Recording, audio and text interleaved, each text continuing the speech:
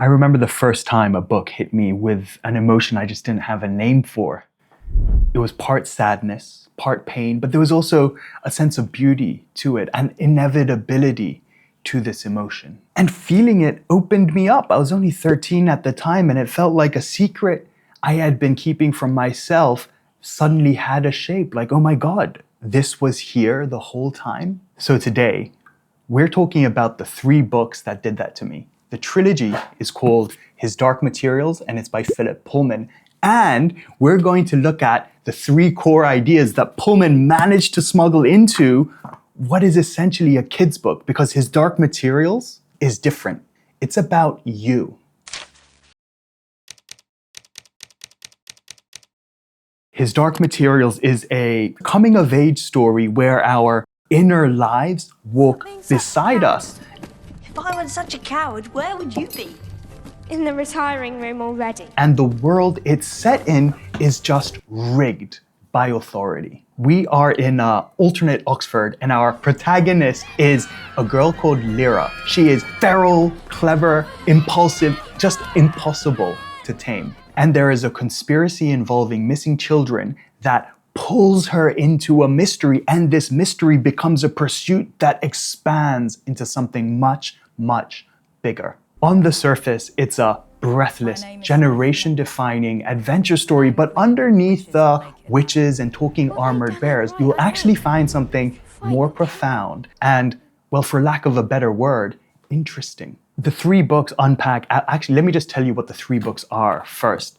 It's The Northern Lights, The Subtle Knife, and The Amber Spyglass, and they unpack abstract ideas like love, power, truth, growing up, belief through Lyra's journey, and make them physical.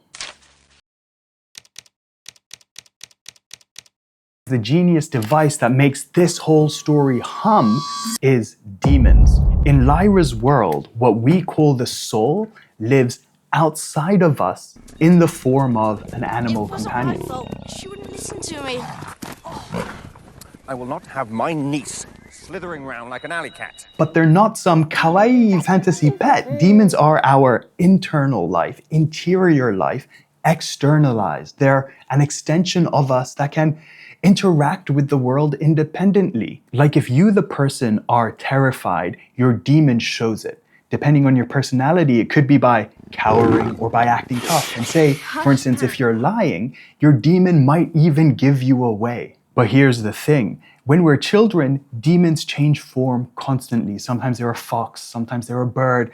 But as we mature, they eventually settle into one permanent form. Yes, it's a blunt metaphor, but Pullman wields it so deftly to explore the truth behind who we are and why it is we do the things that we do. Because as humans, don't we just bullshit ourselves all the time? We negotiate with ourselves, we reframe things, we rationalize things. But when that negotiation is happening outside your body and your demon is looking at you like, really? And calls you out on your shit, the story gets psychologically real. This is why this story hits people so hard, because it takes those parts of us that we just don't have a language for, and it gives them a body.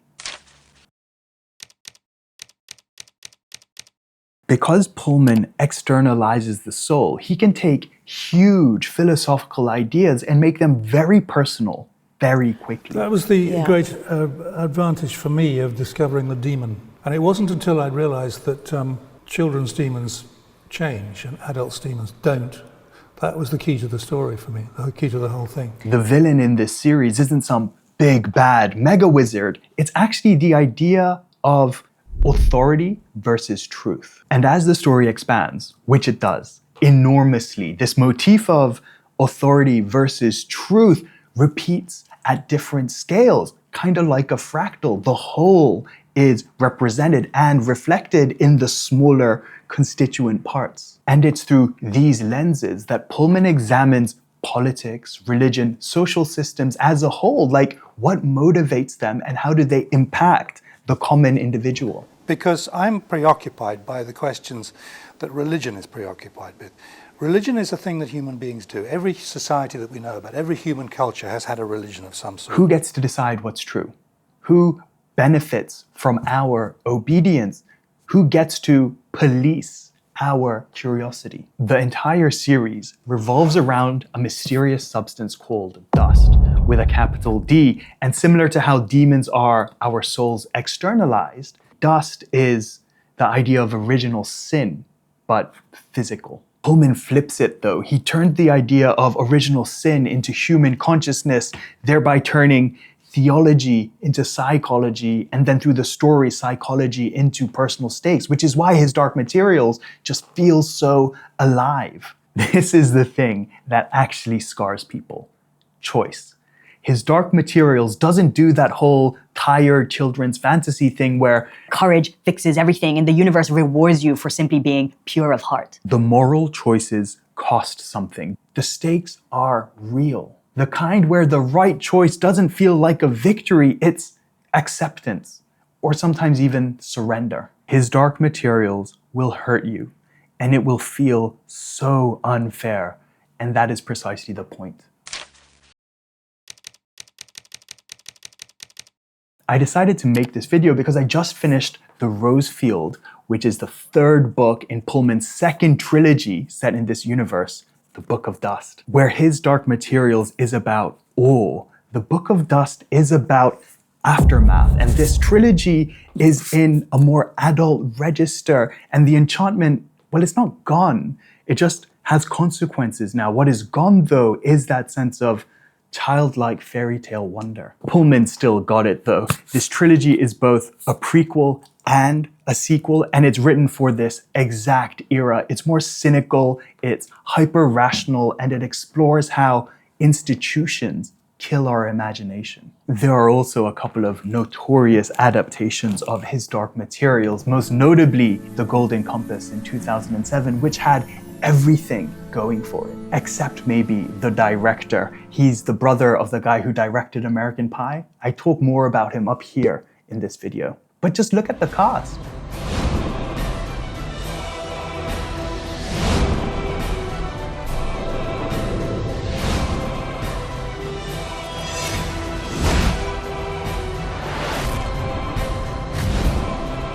More recently, there was the HBO BBC adaptation. Much better and more emotionally faithful.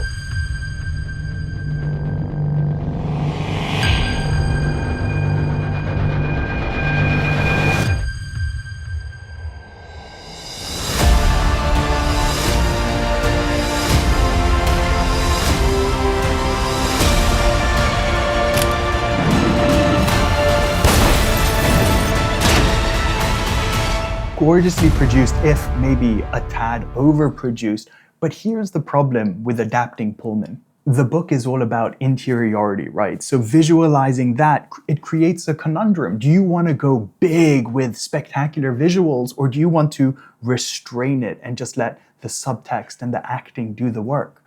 On both of these occasions, they went for spectacle. But I guess they were just leaning into the fact that his Dark Materials is a children's book at the end of the day. If you're gonna read these books, start with the original trilogy. Duh. But then once you're done, just let it percolate a bit, and then maybe watch the adaptations. Treat them as supplementary. The Book of Dust is in a different emotional register altogether. You'll know when it's time to read those. His Dark Materials is one of the few series that genuinely changed the way I understand myself. And along with Harry Potter, this is the only time I'm gonna say this, you should check out the audiobooks too. The full cast recordings are genuinely excellent, but only after you read the books first.